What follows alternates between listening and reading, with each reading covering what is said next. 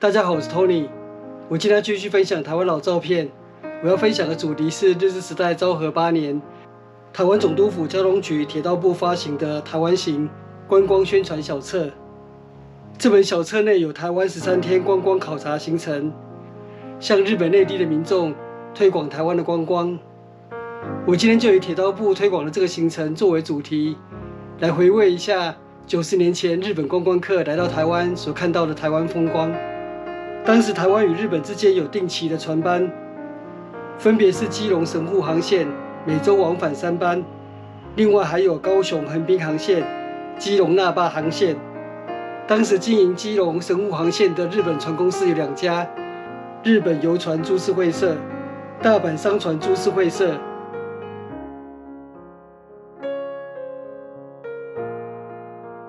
行驶1万吨级的豪华邮轮，可以搭乘1000多名游客。我们现在就来看看铁道部规划的13天台湾观光行程。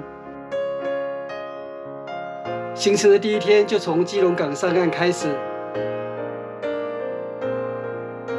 第1天的行程，从基隆搭火车到台北，然后游览了台北市区的5个景点，分别是台湾神社、大稻埕市街、龙山寺、植物园、台湾总督府博物馆。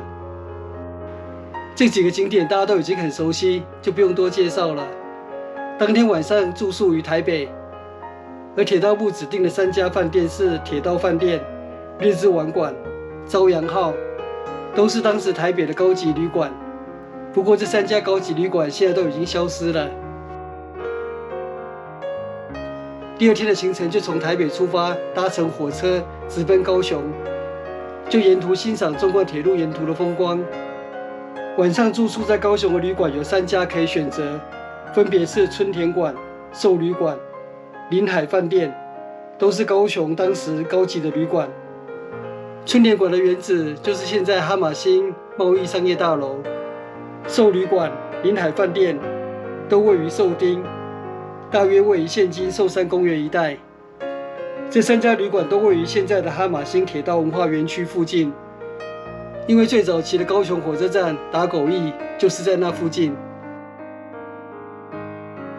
第3天的行程从高雄出发前往屏东，沿途参观的景点包括屏东的制糖会社、屏东公园、屏东飞行联队、屏东市街，还有位于日本帝国最南端的鹅銮鼻。屏东制糖会社就是著名的台湾制糖会社阿猴工厂，是现在台糖屏东糖厂。1923年，日本皇太子裕仁曾经参观过这个工厂，他当时修葺的竹棚有所谓的瑞竹奇观，后来成为景点。不过瑞竹奇景现在已经消失了。屏东公园旧称阿猴公园，创设于1902年，是日治时代南台湾最早成立的公园。屏东飞行联队成立于1920年，后来成为日本陆军飞行第8联队的驻地，现在是屏东机场，属于空军屏东基地。这是日治时代的阿猴市街老照片。鹅銮鼻现在属于垦丁国家公园，仍然是非常热门的景点。当天晚上住宿于四重溪公共浴场，游客在这里享受著名的四重溪温泉。四重溪公共浴场的现址是现在的四重溪公共温泉。第4天的行程就从四重溪温泉回到高雄市区，游览高雄市区的景点，包括游览高雄港、寿山，还有高雄市街。当时高雄港正在进行第2期的主港计划，所以高雄港的观光行程主要是参观高雄港的主港工程，还有港湾风景。寿山当时名列台湾8景之一，是高雄非常热门的景点。这1天的行程结束，就搭火车前往台南。晚上住宿的地点包括东屋旅馆、赤春园，都是台南最高级的旅馆。东屋旅馆就位于台南驿的前面，后来改建为现在的台南大饭店。赤春园是台南最早期的高级日式旅馆，原址位于现今台南著名的吴园与远东百货公司之间的这个区域。第5天上午的行程就游览台南市区的名胜古迹，包括台南开元寺、台南公园、赤坎楼、安平、孔子庙、开山神社、台南神社、台南市街等。这些历史古迹除了台南神社之外，其他依旧在，现在依然是台南市著名的名胜古迹。下午就搭乘火车抵达嘉义，游览了嘉义制裁所、嘉义公园。这2个景点现在依旧是嘉义市著名的景点。昔日嘉义制裁所的员工宿舍，现在成为快意生活村文创园区。这一天晚上住宿于嘉义，铁道部指定的饭店有清柳、嘉义饭店，都是当时嘉义高档的旅馆。清柳旅馆就位于嘉义火车站附近，嘉义饭店原址位于现今中央喷水池旁的土地银行。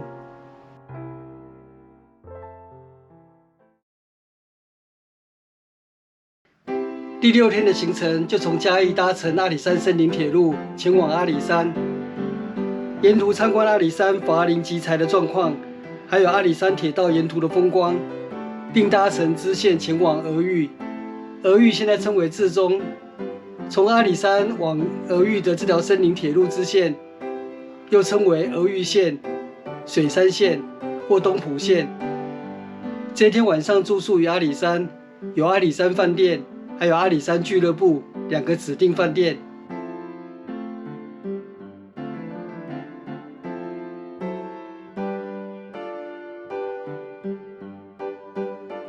第7天的行程就是游览阿里山，包括柱山，著名看日出的景点，阿里山神社、阿里山寺、阿里山神木。阿里山神社现在已经消失，本店改建为博爱亭。阿里山寺现在改名为慈云寺，阿里山神木现在则已经枯死。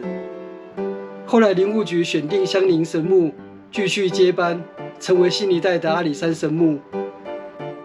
这一天搭乘阿里山森林铁路回到嘉义市，晚上仍然是住宿于清柳，还有嘉义饭店。第8天的行程游览日月潭，从嘉义搭火车到二水，然后再换集集线到达水里，然后再转乘台车前往日月潭。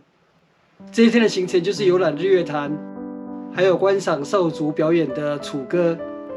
晚上就住宿于日月潭的涵碧楼，是当时日月潭最有名的旅馆。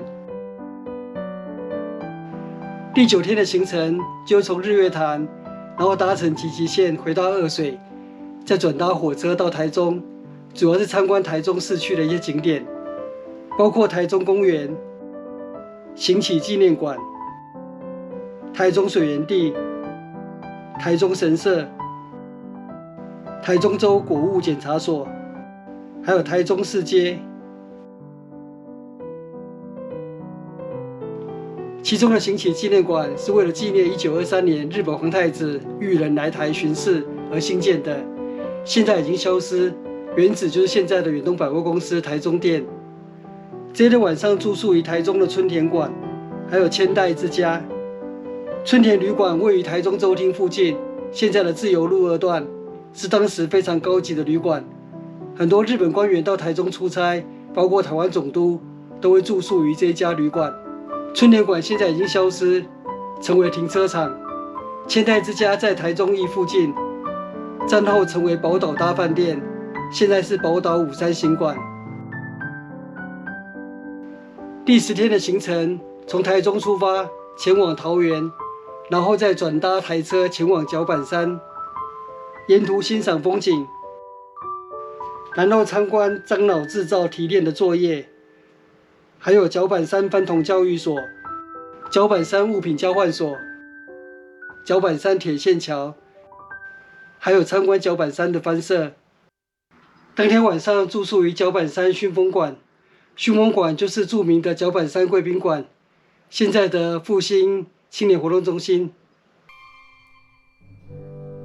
第11天从角板山出发，搭乘台车回到台北，再搭火车到板桥。这一天主要的行程就是参观板桥著名的林本源园邸，是当时台湾第一名园。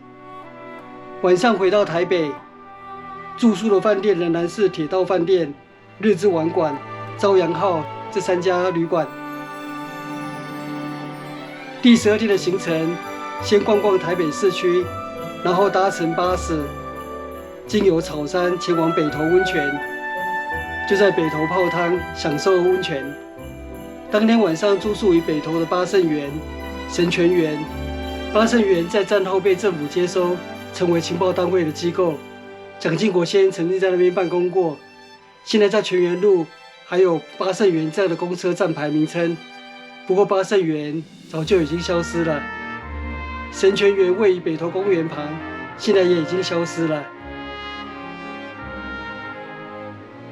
第13天的行程，一大早从北投搭车回到台北，然后给予游客半天的自由行，然后从台北驿搭火车回到基隆，在基隆市区逛一逛以后，然后就在基隆港登船，结束在台湾13天的行程。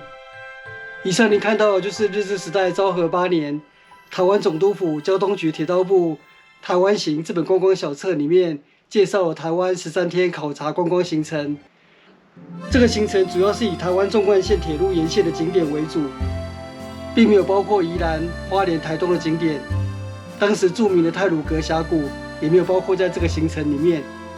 回顾90年前日本观光客来台参观过的台湾景点，山水风光依旧在，100年之后还是景点。不过人文景点就有不少的变化，而其中我觉得变化最大的是100年前的饭店，现在几乎都不存在了。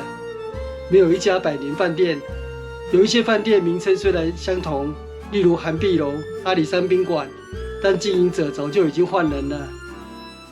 台湾没有知名的100年饭店，我想改朝换代应该是主要的原因。